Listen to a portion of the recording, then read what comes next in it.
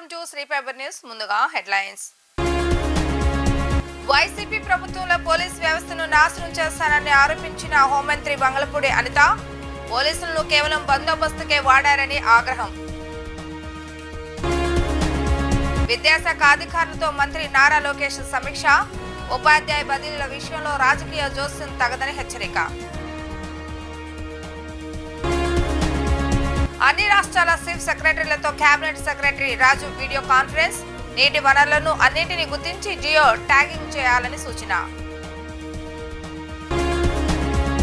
YCP ప్రభుత్వంలో police వ్యవస్థను నాశనం చేశారని, పోలీసులకు కేవలం బందోబస్తుకే వాడుకున్నారని, police academy, Greyhounds academy కూడా లేదని, కేంద్రం నుంచి నిధులు వచ్చినా పోలీస్ అకాడమీ నిర్మాణాలు చేయలేదని రాష్ట్ర హోంమంత్రి వంగలపూడి అనిత అన్నారు.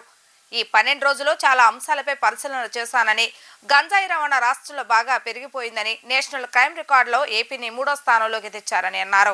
మంత్రి డీజీపీ ఇతర ఉన్నతాధికారులతో సమావేశం నిర్వహించారు. అనంతరం మంత్రి అనిత మీడియాతో మాట్లాడుతూ, నేటికి విశాఖ జిల్లాలో ఒక పోలీస్ స్టేషన్ రేకుల షెడ్లో నడుస్తుందని, కేంద్ర రాష్ట్ర ప్రభుత్వాల నుంచి ఏడాదికి 50 కోట్ల చొప్పున 250 కోట్ల పోలీస్ శాఖకు రావాలని అన్నారు. ఈ 5 ఏళ్లలో ఈ నిధులు ఎందుకు ఇవ్వలేదని ప్రశ్నించారు. ఇప్పుడు జీరో నుంచి తాము పని చేయవలసిన పరిస్థితి ఏర్పడింది. ఎస్కాట్ వాహనాలు కూడా పనిచేయడం లేదని తనకు ఫిర్యాదు చేస్తున్నారని మంత్రి అనిత తెలిపారు. 2014లో ఇచ్చిన వాహనాలే ఇప్పటికీ వాడుతున్నారని ఆశ్చర్యాన్ని వ్యక్తం చేశారు.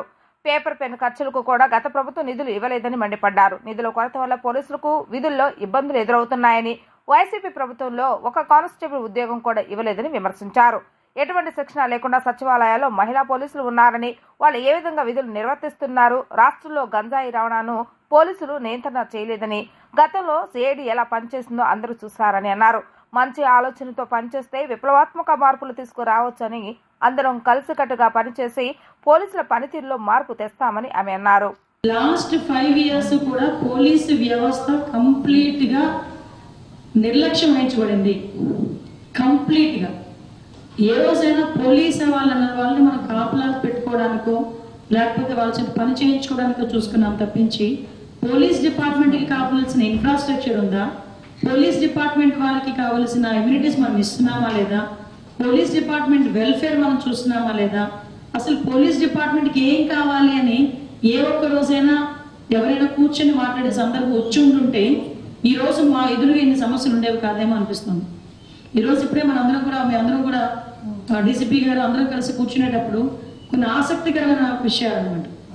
ఈ రోజుకి నేను లాస్ట్ టైం కూడా చెప్పాను, ఈ రోజుకి కూడా మనకి పోలీస్ అకాడమీ లేదు, గ్రే హౌండ్స్ అకాడమీ లేదు. గ్రే హౌండ్స్ అకాడమీకి సెంట్రల్ గవర్నమెంట్ నుంచి డబ్బులు వచ్చినా కూడా లాస్ట్ 5 years లో కన్స్ట్రక్షన్ చేయకపోవడం వల్ల ఇప్పటికీ కూడా ఎన్హాన్స్మెంట్ కి ఫైల్ వెళ్ళింది తప్ప ఈ రోజుకి గ్రే హౌండ్స్ ఒక అకాడమీ కూడా మనం చేసుకోలేకపోయామంటే ఎంత దుర్భరమైన పరిస్థితిలో ఉన్నాం. అది పక్కన పెట్టండి, ఈవెన్ పోలీస్ అకాడమీ ఇంతకు ముందు మన హైదరాబాద్ లో కంబైన్ ఆంధ్రప్రదేశ్ లో హైదరాబాద్ లో ఉన్న పోలీస్ అకాడమీకి చాలా మంచి పేరు. అది ఎంత మంచి పేరు అంటే డిఫరెంట్ ఏరియాస్ వాళ్ళు అక్కడికి వచ్చి చూసి మోడల్ గా అక్కడ వేరే రాష్ట్రం తీసుకెళ్లే పరిస్థితి ఉండేది. కానీ ఈ రోజు పోలీస్ అకాడమీకి కూడా సెంట్రల్ గవర్నమెంట్ నుంచి ఫండ్ వచ్చినా కూడా స్టేట్ గవర్నమెంట్ వాళ్ళు ఇనిషియేషన్ తీసుకోకపోవడం వల్ల ఈ రోజుకి కూడా ఒక అకాడమీ మనం పెట్టుకోలేకపోయాం. ఈ రోజు పరిస్థితి ఏంటంటే, ఈ రోజు గాంజా కానీ విచ్చలవిడితనం విపరీతంగా పెరిగిపోయింది. నేషనల్ క్రైమ్ రిపోర్ట్స్ నేను కూడా వీళ్ళు అడిగాను, డిపార్ట్మెంట్ వాళ్ళు అడిగాను, national crime reports last 3 years నాకు కావాలి. ఎందుకంటే నేషనల్ క్రైమ్ రిపోర్ట్ ప్రకారం ఉమెన్ మిస్సింగ్ కేసులు కానీ, అదేవిధంగా గాంజాయి కేసులు కానీ, రోడ్ యాక్సిడెంట్స్ విషయంలో కానీ, ఉమెన్ అట్రాసిటీస్ కానీ ఇవన్నీ చూసుకుంటే మనకి టాప్ 3లోనో 4లోనో మనం ఉండే పరిస్థితి ఉండేది. సో అటువంటి సిచ్యువేషన్ నుంచి ఒక మార్పు అనేది తీసుకురావాలి కాబట్టి మనం ఏం చేయాలని ఒక ఉద్దేశంతో ఒక యాక్షన్ ప్లాన్ తయారు చేయడానికి, అట్ ద సేమ్ టైం ఈరోజు పోలీస్ డిపార్ట్మెంట్ కి కొత్త జిల్లాలు ఏర్పడిన తర్వాత ఈ రోజుకి సొంత మన భవనాలు లేవు, ఎస్పీ ఆఫీసెస్ లేవు. ఇకపై ఉపాధ్యాయుల బదిలీలు పారదర్శకంగా జరగాలని రాష్ట్ర విద్యా, ఐటీ, ఎలక్ట్రానిక్స్ శాఖల మంత్రి నారా లోకేష్ అధికారులను ఆదేశించారు. ఉపాధ్యాయుల బదిలీల విషయంలో గతంలో మాదిరి రాజకీయ ఒత్తిళ్లకు తావలేకుండా విధి విధానాలను రూపొందించాలని కమిషనర్ను ఆదేశించారు. ఈ విషయంలో ఉపాధ్యాయ సంఘాల సలహాలు, సూచనలు పరిగణలోకి తీసుకోవాలని అన్నారు. పాఠశాల విద్యలో చేపట్టాల్సిన మార్పులు, ప్రమాణాల మెరుగుదలకు తీసుకోవాల్సిన చర్యలపై పాఠశాల విద్యా ఉన్నతాధికారులతో సచివాలయంలో సమీక్ష నిర్వహించారు. ఉపాధ్యాయులకు బోధనేతర పనులు, అనవసరమైన యాప్ల భారాన్ని తగ్గించి పూర్తిస్థాయి బోధనపై దృష్టి సారించేలా చర్యలు తీసుకోవాలని అన్నారు. పాఠశాలలో మౌలిక సదుపాయాల కల్పనకు సంబంధించి పేరెంట్స్ కమిటీలను భాగస్వాములు చేసే అంశాన్ని పరిశీలించాలని సూచించారు. రాబోయే సమీక్షలు మూసివేసిన పాఠశాలలకు సంబంధించిన పూర్తి వివరాలను సమర్పించాలని ఆదేశించారు. మధ్యాహ్న భోజన పథకంలో భాగంగా విద్యార్థులకు నాణ్యమైన భోజనం అందించేందుకు తీసుకోవాల్సిన చర్యలపై పలు సూచనలు చేశారు. పాఠశాలలో పూర్తిస్థాయి మౌలిక సదుపాయాల కల్పనకు సంబంధించి ఎన్ని నిధులు అవసరమవుతాయనే అంశంపై అధికారులను ఆరా తీశారు. గత 5 ఏళ్లలో ప్రభుత్వ పాఠశాల నుంచి ప్రైవేటు పాఠశాలకు పెద్ద ఎత్తున విద్యార్థులు బదిలీ కావడానికి గల కారణాలను అన్వేషించి సమగ్ర నివేదిక అందించాలని ఆదేశించారు. చిల్డ్రన్ లెర్నింగ్ అవుట్కమ్స్ విద్యా ప్రమాణాల పెంపునకు ఏ విధమైన చర్యలు తీసుకోవాలనే అంశంపై సమగ్రంగా చర్చించారు. విద్యా ప్రమాణాల పెంపునకు దేశంలో అత్యుత్తమ విధానాలు ఎక్కడ అమలవుతున్నాయో అధ్యయనం చేసి నివేదిక ఇవ్వాలని అన్నారు. జల్ శక్తి అభియాన్ పథకం అమల్లో స్వయంగా సహాయక బృందాల భాగస్వామ్యాన్ని విస్తృత స్థాయిలో పెంచడం ద్వారా నిర్ణీత లక్ష్యాలను సకాలంలో సాధించాలని కేబినెట్ సెక్రటరీ రాజీవ్ గౌబా అన్ని రాష్ట్రాల చీఫ్ సెక్రటరీలను ఆదేశించారు. భవిష్యత్తులో దేశం ఎదుర్కోబోయే నీటి సంక్షోభానికి పరిష్కారాన్ని కనుగొనే లక్ష్యంతో కన్వర్జేషన్ మోడ్లో భూగర్భ జలాలను మెరుగుపరిచే విధంగా చర్యలు చేపట్టాలని అన్నారు. అన్ని రాష్ట్రాల చీఫ్ సెక్రటరీలతో కేబినెట్ సెక్రటరీ రాజు వీడియో కాన్ఫరెన్స్ నిర్వహించి జల్ శక్తి అభియాన్ పథకం అమలు తీరును సమీక్షించారు. ఈ సందర్భంగా ఆయన మాట్లాడుతూ ఈ ఏడాది జల్ శక్తి అభియాన్ పథకాన్ని నారీ శక్తి సేల్ జల్ శక్తి థీమ్తో అమలు పరుస్తున్న నేపథ్యంలో స్వయం సహాయక బృందాల మహిళలకు నీటి వనరుల సంరక్షణ, నిల్వ మరియు వాటి వినియోగంపై పూర్తి స్థాయిలో అవగాహన కల్పించాలన్నారు. వర్షపు నీటి నిల్వలు పెంపొందించుకోవటం మరియు అందుబాటులో జలవనరులను సమర్థవంతంగా పరిరక్షించుకోవడం ద్వారా జల వనరులను పెంపొందించుకోవాలని అన్నారు. అందుకు అవసరమైన జలశక్తి కేంద్రాలను ఏర్పాటు చేసుకోవాలని సూచించారు. నీటి వనరులను అన్నింటినీ గుర్తించి జియో ట్యాగింగ్ చేసుకుని పరిరక్షించాలని, అటవీ ప్రాంతాలను నిర్మూలించే విధానాలను అరికట్టాలని ఆయన అన్నారు. నిర్ణీత లక్ష్యం మేరకు అమృత్ సరోవర్స్ పనులు కూడా నిర్ణీత కాల వ్యవధిలో పూర్తి చేయాలని అన్నారు. ఇందుకై అన్ని లైన్ డిపార్ట్మెంట్ సేవలను పూర్తి స్థాయిలో వినియోగించుకోవాలని సూచించారు. రాష్ట్రంలోని యువత దేశ విదేశాలు ఉద్యోగాలకై వెళ్లాలనే ఆలోచన మార్చుకొని ఇక్కడే చిన్న చిన్న పరిశ్రమలు ఏర్పాటు చేసుకుని స్వయం ఉపాధి కల్పించుకుని దేశ ఆర్థికాభివృద్ధిలో భాగస్వాములు కావాలని ఎంఎస్ఎంఈ శాఖ మంత్రివర్యులు కొండపల్లి శ్రీనివాస్ యువతను కోరారు. అలాగే ప్రతి నెలలో జిల్లా స్థాయిలో ఎంఎస్ఎంఈల సమస్యల పరిష్కారానికై గ్రీవియన్స్ డేను నిర్వహిస్తామని, 3 నెలలకు ఒకసారి మంత్రి స్థాయిలో జిల్లా స్థాయిలో పరిష్కారం కాని సమస్యలను రివ్యూ చేస్తామని ఆయన తెలిపారు. అంతర్జాతీయ చిన్న తరహా పరిశ్రమల దినోత్సవం సందర్భంగా విజయవాడలో federation of Andhra Pradesh small industries association మరియు ఏపీ ఎంఎస్ఎంఈ డెవలప్మెంట్ కార్పొరేషన్ సంయుక్తంగా రాష్ట్ర స్థాయి వేడుకలు నిర్వహించాయి. ఈ కార్యక్రమానికి గౌరవ ఎంఎస్ఎంఈ శాఖ మంత్రివర్యులు కొండపల్లి శ్రీనివాస్ ముఖ్య అతిథిగా హాజరయ్యారు. ముందుగా మంత్రివర్యులు మరియు రాష్ట్ర పరిశ్రమలు వాణిజ్య శాఖ కార్యదర్శి N Yuvaraj, V Ramnath, RERA chairman, Ramesh group hospital chairman doctor MS Rammohan Rao, managing director doctor P Ramesh జ్యోతి ప్రజ్వలన చేసి కార్యక్రమాన్ని ప్రారంభించారు. ఈ సందర్భంగా మంత్రి మాట్లాడుతూ ఎంఎస్ఎంఈ మంత్రిగా తనకు అవకాశం ఇచ్చిన ముఖ్యమంత్రి వర్యులు నారా చంద్రబాబు నాయుడుకు ప్రత్యేకంగా కృతజ్ఞతలు తెలిపారు. ప్రపంచవ్యాప్తంగా మన రాష్ట్ర యువత వారి విశేష సేవలను వివిధ రంగాలలో అందిస్తున్నారని, యువత మన రాష్ట్రంలో ఎంఎస్ఎంఈ పరిశ్రమలు స్థాపిస్తే అవసరమైన మౌలిక సదుపాయాలు, సంబంధిత అనుమతులన్నీ త్వరితగతిన ప్రభుత్వం నుండి అందిస్తామని తెలియజేశారు. ప్రపంచ దేశాల్లో అక్కడి ప్రభుత్వాలు కూడా ఎంఎస్ఎంఈలను ప్రోత్సహిస్తూ వారిని దేశ ఆర్థిక అభివృద్ధిలో భాగస్వాములు చేస్తున్నారని చెప్పారు.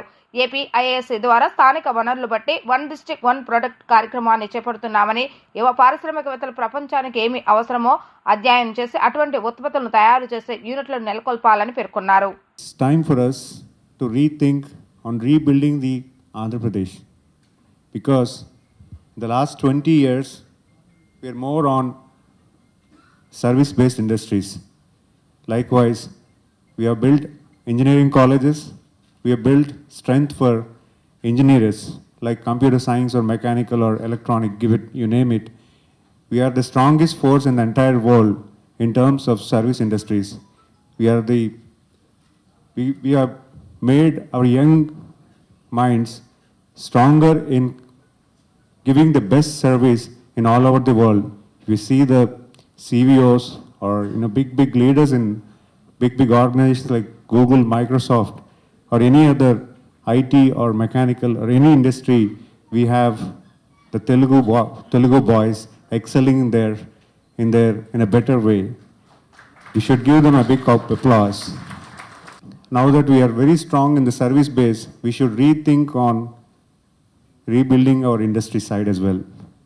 Because every village, every household has got one youngster in abroad. Because you see that in Andhra Pradesh, especially in Andhra Pradesh, every house has got a relation who is staying in US or UK or any part of the country. But we don't have any MSME industrialists from the village or in the household.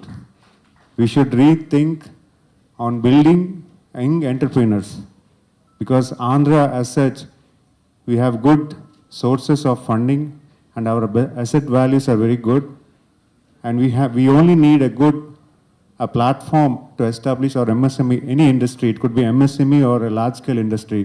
But now that we are in a pace where we have a more scope on MSME industries, that I believe, because there are a lot of people, youngsters, who want to establish industry, but they don't have a right idea of keeping an industry. So that's where we need to focus. We need to build a proper infrastructure where they can just guide them and place them in an industry who could employ hundreds of people in their industry. Sheikh రాజా హాస్పిటల్ని 100 పడకల ఆసుపత్రిగా మార్పు చేసి 24 గంటల పాటు ప్రజలకు అందుబాటులోకి తీసుకురావాలని MLA Sujana చౌదరికి 50వ division corporator బోయ సత్యబాబు వినతి పత్రాన్ని అందజేశారు. హాస్పిటల్లో అవసరానికి తగినంత సిబ్బందిని అన్ని రకాల వైద్య సేవలను అందుబాటులోకి తీసుకురావాలని వినతి పత్రంలో పేర్కొన్నారు. గురువారం ఎమ్మెల్యే సుజనా చౌదరి షేక్ రాజా హాస్పిటల్ని సందర్శించిన సందర్భంగా 50వ డివిజన్ కార్పొరేటర్ బోయ సత్యబాబు హాస్పిటల్లో అన్ని రకాల వైద్య సేవలు అందుబాటులోకి తీసుకుని రావాలని, హాస్పిటల్ని G+4 భవనంగా మార్చి 100 పడకల హాస్పిటల్గా మార్చాలని, ప్రస్తుతం 25 పడకలు మాత్రమే ఉన్నాయని, ప్రజలకు పూర్తిగా వైద్య సేవలు అందుబాటులో లేవని, ఒక బెడ్ మీద 2-3 పేషెంట్లు ఉంచి చికిత్స అందజేస్తున్నారని వినతి పత్రంలో తెలియజేశారు. ఈ విషయంపై బోయ సత్యబాబు మాట్లాడుతూ ఎంతో కాలంగా ఈ ప్రాంతంలో ఉన్న ఈ హాస్పిటల్ని 100 పడకల హాస్పిటల్గా చేయాలన్న డిమాండ్ ఉందని, ఆసుపత్రి వద్ద అంబులెన్స్ ను అందుబాటులో ఉంచాలని ఆయన వినతి పత్రంలో కోరినట్లుగా తెలిపారు. మన విజయవాడ 50 డివిజన్లో షేక్ రాజా పశుత్ర వైద్యశాల గత 50 ఏళ్లుగా నిర్వహణ జరుగుతుంది. నేను 2005 సంవత్సరంలో కార్పొరేటర్గా మొదటిసారి అయిన క్రమంలో ఈ హాస్పిటల్ని మినీ జనరల్ హాస్పిటల్గా 24 వైద్య సేవలు ఉండే విధంగా 100 పడకల హాస్పిటల్గా అభివృద్ధి చేయాలని నాటి నుంచి, అంటే 2005 నుంచి ఈరోజు 2025, అంటే 20 సంవత్సరాలు దరిదాపుగా అనేక ప్రభుత్వాలకి ఈ విషయం మీద అటు ముఖ్యమంత్రి స్థాయి నుంచి నగరపాలక సంస్థ కౌన్సిల్ స్థాయి వరకు వినతి పత్రాలతో పాటు ప్రతిపాదనలు, ఆమోదాలు, పోరాటాలు ఇవన్నీ జరిగాయి. అయితే ఏపీ వైద్య విధాన పరిషత్తు గత 2 ఏళ్ల క్రితం దీన్ని విలీనం చేసుకుంది కార్పొరేషన్ నుండి. ఇప్పుడు ఇక్కడ వైద్య సేవలు, ప్రజలకు అనుగుణంగా వైద్య సేవలు ఇంకా అందడం లేదు. దీనికి కారణం ఇక్కడ కేవలం 25 పడకలు మాత్రమే ఉన్నాయి.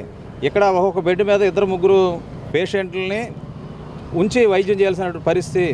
ఈ విషయం మీద ఈరోజు ఇక్కడికి విచ్చేసినటువంటి పశ్చిమ నియోజకవర్గ శాసనసభ్యులు శ్రీ సుజనా చౌదరి గారికి మరి ప్రజానీకం తరపున వినతిపత్రం కూడా ఇచ్చాం. 100 పడకల హాస్పిటల్గా అభివృద్ధి చేయాలి, 24 గంటలు వైద్య సేవలు ఉండాలి.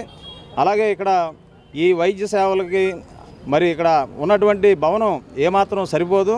కాబట్టి దీన్ని G+4గా డెవలప్ చేస్తేనే ఇక్కడ 100 పడకల హాస్పిటల్ అభివృద్ధి అయ్యే అవకాశం కూడా ఉంది.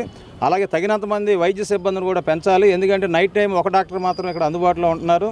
అలాగే వివిధ రకాలైనటువంటి అంబులెన్స్ ఇక్కడ అందుబాటులో లేదు. అలాగే ఇక్కడ మరి స్టాఫ్ కూడా సంఖ్యను పెంచాల్సిన అవసరం ఉంది. ఆ విధంగా ఈ విజయవాడ పశ్చిమ నగర ప్రజలందరికీ ఏరియా హాస్పిటల్గా ఇది డెవలప్ చేసి ప్రజల యొక్క ఆరోగ్యాలకి ఈ షేక్ రాజా హాస్పిటల్ని ఒక భరోసాగా నిలపాలని సిపిఎం పక్షంగా మేము కోరుతున్నాం. తెలుగు రాష్ట్రాలు వర్షాలు మొదలయ్యాయి.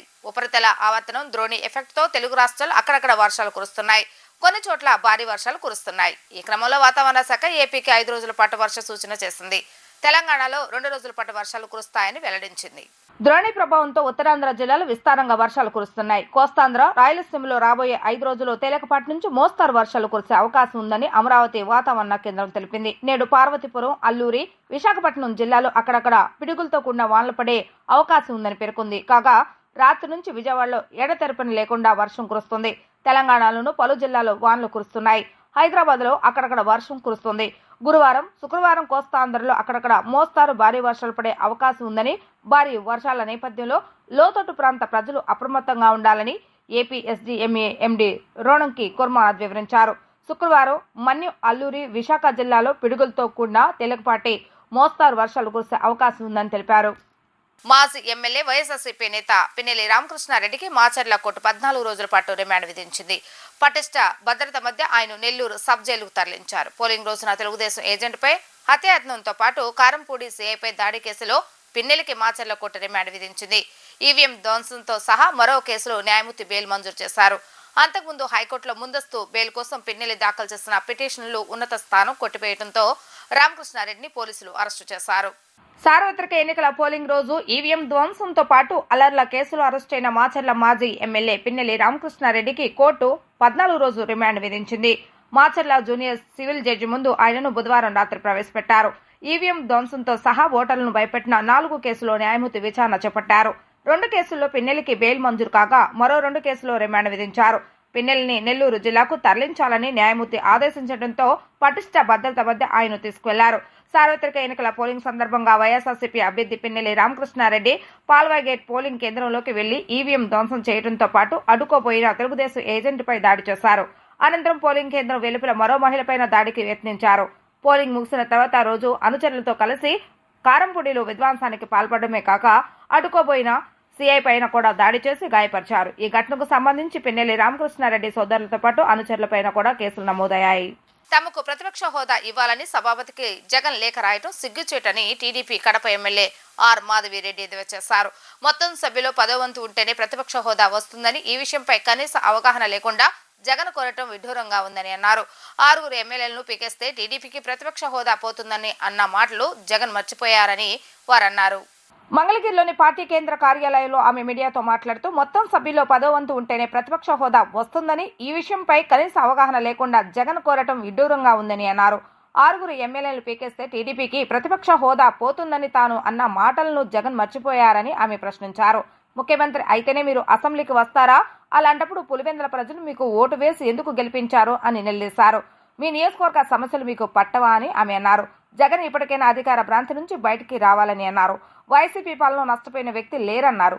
ఎన్నికల్లో జగన్కు ప్రజలు 11 సీట్లు ఇచ్చి బుద్ధి చెప్పడంతో ఇప్పుడు ప్రతిపక్ష హోదా అంటూ కొత్త నాటకాలకు తెరలేపారని విమర్శించారు. ప్రజల వద్దకు వెళ్లి ముఖం చూపించుకోలేక జగన్ కుయుక్తలకు తెరలేపారని అన్నారు. స్పీకర్ ఎన్నిక రోజున వైసీపీ ఎమ్మెల్యేలు ఎవరు సభకు రాలేదని విమర్శించారు. మేము కడప అసెంబ్లీ నుంచి గెలిచాం. మన ఇద్దరి పని ఏంటంటే ప్రజా సమస్యల కోసము పోరాడము, ప్రజా సమస్యలు తీర్చే విధంగా మనం పని చేయాలి. కానీ జగన్మోహన్ రెడ్డి గారు మాత్రము అధికారంలో వస్తేనే పని చేస్తాను, అధికారంలోకి వచ్చినాక దోచుకోవడానికి మాత్రమే నేను పని చేస్తాననే విధంగా ఉంది. ఈరోజు ముఖ్యంగా ఆయనకి చెప్పాల్సుకున్న విషయం ఏంటంటే చరిత్ర ఆయన ఒకసారి గమనించుకోవాలా. ఒక పార్టీ నాయకుడుగా ఉన్నాడు. ప్రతి ఒక్క విషయం 1కి 2 సార్లు చెక్ చేసుకొని ఏది చేసినా ముందుకెళ్ళాలా. 1994లో జనార్దన్ రెడ్డి గారి హయాంలో కాంగ్రెస్లో మొత్తం 294 సీట్లకు గాను 26 సీట్లు ఇస్తే ఆయనకు ప్రతిపక్ష హోదా ఇవ్వలేదు. అలాగనే ప్రమాణ స్వీకారంలో ఆయనను ఆల్ఫాబెటికల్ ఆర్డర్లోనే పిలిచారు. కానీ తెలుగుదేశం పార్టీ యొక్క గొప్పతనం ఏంటంటే ఈసారి జగన్మోహన్ రెడ్డి గారికి 11 సీట్లు వస్తే ఆయనని మంత్రులైన వెంటనే ఆల్ఫాబెటికల్ ఆర్డర్ లేకుండా ముందుకు తీసుకుపోవడం జరిగింది. అలాగనే 14 నుంచి 19 వరకు పార్లమెంట్లో కాంగ్రెస్కి 44 సీట్లు, ఒకసారి 52 సీట్లు వస్తే మొత్తం 1/10 ప్రకారము 54 రావాల్సి ఉంటే కూడా ప్రతిపక్ష హోదా ఇవ్వలేదు. ఇది భారత రాజ్యాంగం ప్రకారం ఉన్న రూల్. ఈరోజు జగన్మోహన్ రెడ్డి గారి కోసం రాజ్యాంగాన్ని మార్చి రాస్తారనుకుంటున్నారు. ఆయన ఇన్ని రోజులు 5 సంవత్సరాలు రాజారెడ్డి రాజ్యాంగం ప్రకారము ఆయన కొత్త రాజ్యాంగము, కొత్త చట్టాల ప్రకారము ఆంధ్రప్రదేశ్ని నాశనం చేశారు. ఇప్పుడు ప్రజల దగ్గరికి వెళ్ళి మొహం చూపించుకోలేక రూల్స్ అనేటివి మార్చి కొత్త రాజ్యాంగం రాస్తేనే నేను వస్తాను, అప్పుడే నేను పోరాడతాను ప్రజా సమస్యలకు అని చెప్పేసి ఈయన ప్రయత్నిస్తున్నారు. అసలు జగన్మోహన్ రెడ్డి గారు ఆ రోజు స్పీకర్ ఎన్నికలో సాంప్రదాయం ప్రకారం వచ్చి స్పీకర్ని ఆయన స్థానం దగ్గర తీసుకొచ్చి ఆయన్ను మర్యాదపూర్వకంగా వెళ్లాల్సిన సాంప్రదాయం అన్నది. కానీ ఆయన ఆ రోజు కూడా గైర్హాజరయ్యారు. అలాగనే స్పీకర్కు ధన్యవాదాలు చెప్పడానికి ఆయన పార్టీ నుంచి ఒక్కరు కూడా అసెంబ్లీలోకి రావడం లేదు. ఇది ప్రజలందరూ గమనిస్తున్నారు. అంటే వీళ్ళకి అధికారము, రాజకీయాలు అనేది సంపాదించుకోవడానికి, దోచుకోవడానికి, దాచుకోవడానికి తప్పితే ప్రజా సేవ కోసం వచ్చిన పార్టీ కాదు ఇదని ప్రజలు కూడా గమనిస్తున్నారు. వార్తలు ముగించే ముందు హెడ్లైన్స్ మరొకసారి. వైసీపీ ప్రభుత్వంలో పోలీస్ వ్యవస్థను నాశనం చేస్తానని ఆరోపించిన హోంమంత్రి బంగళపూడి అనిత, పోలీసులను కేవలం బందోబస్తుకే వాడారని ఆగ్రహం. విద్యాశాఖ అధికారులతో మంత్రి నారా లోకేష్ సమీక్ష, ఉపాధ్యాయ బదిలీల విషయంలో రాజకీయ జోస్యం తగదని హెచ్చరిక. అన్ని రాష్ట్రాల చీఫ్ సెక్రటరీలతో కేబినెట్ సెక్రటరీ రాజు వీడియో కాన్ఫరెన్స్, నీటి వనరులను అన్నింటినీ గుర్తించి జియో ట్యాగింగ్ చేయాలని సూచన. ఇవి ఈ రోజు వార్తా విశేషాలు. మరలా 3 ప్రసారమైన వార్తలు మళ్ళీ కలుద్దాం. అంతవరకు సెలవు, నమస్కారం.